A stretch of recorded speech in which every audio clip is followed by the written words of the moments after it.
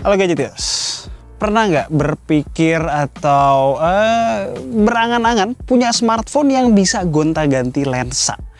Bukan smartphone yang banyak lensa loh di belakang lo, enggak, itu mah udah biasa lah ya. Tapi smartphone yang bisa bener-bener gonta-ganti lensa sesuai dengan kebutuhan kita. Gue sih udah sering banget mimpiin hal itu dan ini akhirnya terwujud nih di smartphone yang lagi dipakai sekarang untuk syuting intro ini, Yongnuo YN455. Yang lebih ngeri lagi, ini sensornya Micro Four Thirds. Bukan sekedar cuma 1 inch atau berapa sepersekian inch, Micro Four Thirds. Ya sebenarnya sih ini bukan smartphone camera, ini lebih tepatnya bisa dibilang kamera yang kebetulan ada smartphone-nya.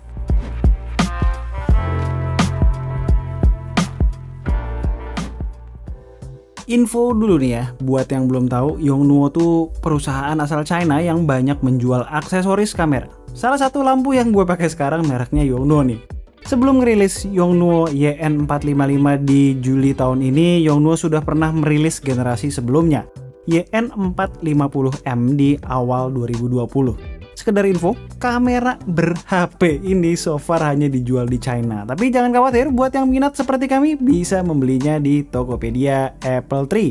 Linknya ada di deskripsi. Oh ya, yang gue pesen ini body only loh. Secara K2G udah punya beberapa lensa Micro Four Thirds. Secara prinsip, Yongnuo YN455 ini adalah kamera yang memiliki fungsi tambahan layaknya sebuah smartphone.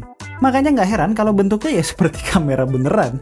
Demikian juga dengan bobotnya yang nggak main-main, 670 gram. Jadi jangan dikira karena ada fungsi handphonenya terus mau dijadiin daily driver ya. Bisa aja sih kalau maksa, tapi ya sangat-sangat tidak praktikal. Gede dan berat soalnya. Sekarang gue bakal jelasin beberapa spesifikasi yang berhubungan dengan smartphone yang ada di device ini. Kita mulai dari layarnya yang lega, 5 inch.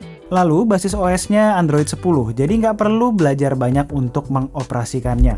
Terus ada slot buat nano SIM yang mendukung jaringan LTE. Ada kamera selfie 8 megapiksel, dan yang terakhir yang paling penting untuk sebuah handphone, apalagi kalau bukan chipsetnya. YN455 menggunakan SoC Snapdragon 660 yang ditandem dengan RAM 6GB dan internal storage 64GB.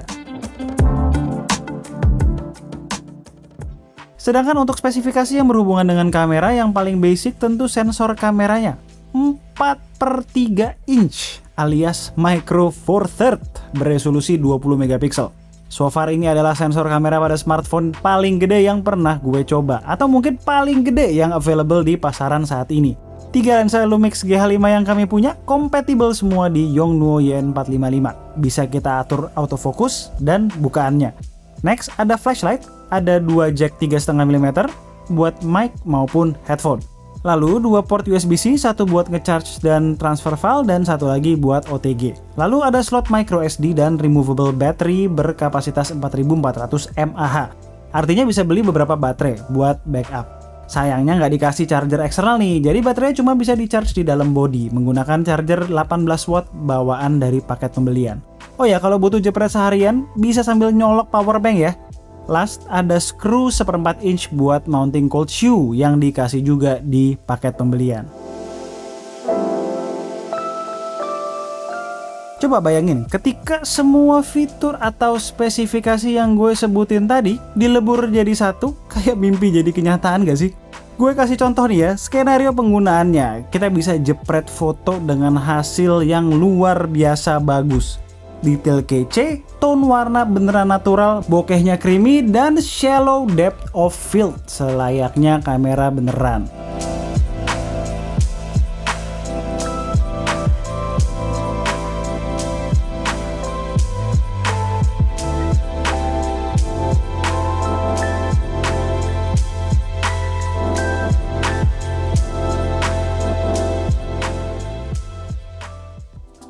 Penasaran gak sih versus smartphone yang sensornya gede-gede kayak Mi 11 Ultra dan Sharp Aquos R6 kayak apa?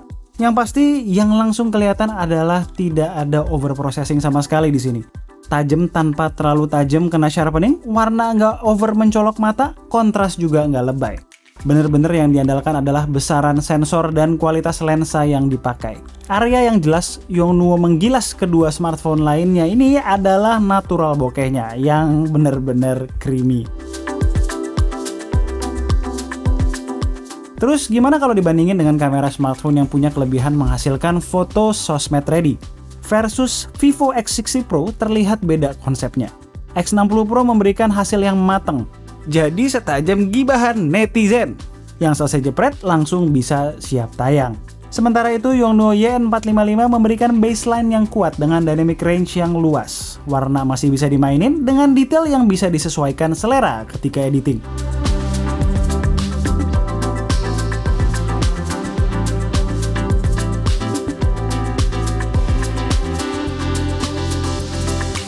Masuk ke medium indoor lighting, semakin terlihat tuh hasil processed versus less processed.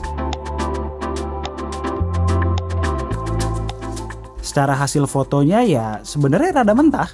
Kalau mau di-share ke sosmed, biasanya gue buka di Google Photos dulu, lalu gue tap Enhance supaya dapat sedikit sentuhan computational photography Google, lalu gue share ke IG. Jamin deh, semua orang bakalan terkesima dengan hasilnya. Terus ketika ditanya, netizen budiman, jepret pakai apaan nih bang? Tinggal jawab, jepret pakai handphone dengan chipset Snapdragon 660 doang kok. Skenario selanjutnya, di sikon pandemi seperti ini, semua meeting pasti dilakukan secara virtual.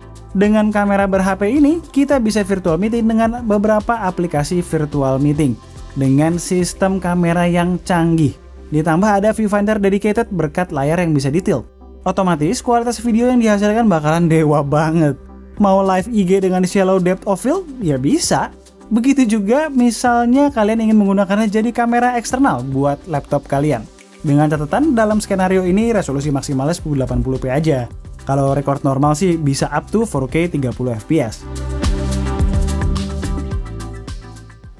Masih kurang? Kamera mana coba yang bisa diajak buat teleponan atau chat di WhatsApp? Ya nggak cuma WhatsApp sih, via app-app sejenis kayak Telegram gitu juga bisa. Sayangnya entah kenapa nggak bisa nelpon pakai pulsa nih, cuma via app yang berbasis data aja. Oh ya, nelponnya harus pakai speakerphone atau pakai TWS ya, karena ini kamera nggak punya earpiece. Mic-nya sih ada di atas. Lanjut, kamera mana yang bisa dengerin Spotify, ngasih tunjuk jalan di Maps, dan lain-lain. Sama halnya dengan handphone mana yang punya sensor segede ini dan lensanya bisa diganti dengan lensa pro sesuai kebutuhan. Nah, soal lensa berikut nih, list lensa yang kompatibel dengan Yongnuo YN455. Di pause aja ya kalau mau lihat lamaan. Oh ya, ketahanan baterai dari Yongnuo Y455 surprisingly sangat awet. Goks, gue juga nggak nyangka sih, kirain bakalan boros banget dengan konsep hybrid seperti ini. Hampir 3 jam, total sesi foto-foto gue dengan total 8 jam nyala, baterai masih nyisa 35%. Gimana? Kedengarannya indah banget ya? Bentar dulu, nggak sepenuhnya gitu, kekurangannya juga masih lumayan. Software kameranya sendiri tentu ya kamera banget. Nggak ada mode canggih seperti di smartphone. Paling mode aperture priority, shutter priority, manual, dan beberapa mode scene aja kayak di kamera. Computational fotografinya pun minimal banget, jadi jangan berharap kita bisa point and shoot terus hasilnya langsung jadi. Artinya noise reduction minimal, dynamic range kadang kena hit, dan seterusnya. Less process lah intinya, lagi-lagi ala kamera beneran. Sayangnya lagi nggak ada mode RAW. Jadi nggak bisa benerin clipped highlights atau shadows. Cuma bisa terima aja deh apa adanya. Ditunggu banget nih software update-nya, walaupun ya meragukan soal yang satu ini bakal ada. Ngomongin processing, di sini nggak ada night mode. Lagi-lagi treat ini seperti kamera beneran. Tambahlah lighting yang mencukupi, ganti lensa dengan bukaan yang lebih besar, set exposure compensation atau gas full on manual mode.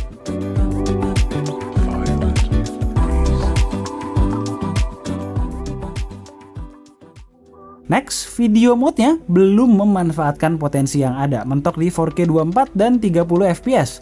Stabilisasi kurang oke karena nggak ada EIS dan IBIS, cuma ngandelin OIS lensa aja kalau ada. Dan nggak ada full manual mode. Hal lain yang gue notice, fokusnya berasa nggak konsisten ya, tergantung sih sebenarnya jenis lensa yang dipakai juga. Apalagi autofocus di low light, wih, hampir impossible. Next, kalau mau pakai manual focus pun susah karena nggak ada focus assist dan nggak ada focus peaking. Isu terakhir berhubungan dengan fungsinya sebagai smartphone. Play Store yang gue install manual APK-nya crash terus, padahal infrastruktur GMS udah ada loh di dalam. Tapi tetap dibutuhkan nih APK Play Store. Catat, supaya Google Photos, Gmail, dan lain-lain tetap jalan. Kalau mau download app-app, ya bisa sideload APK kayak biasa. Oke, jadi itu adalah Yongnuo YN455. Seru ya nyobain gadget kayak gini, dan kalau kalian penasaran dapetnya di mana lagi selain di Apple Tree, toko favorit K2G. Itu linknya udah kita taruh di deskripsi. Jadi kalau menurut gue gadget-gadget kayak gini tuh konsepnya tuh menarik banget. Cuma gue tuh pengen banget ngelihat konsep kayak begini dilakukan oleh smartphone maker yang memang punya divisi kamera. Contohnya Sony. Jadi dengan begitu kita akan bisa mendapatkan experience yang luar biasa dari device hybrid seperti ini. Nah, balik lagi ke Yongnuo YN455 ini.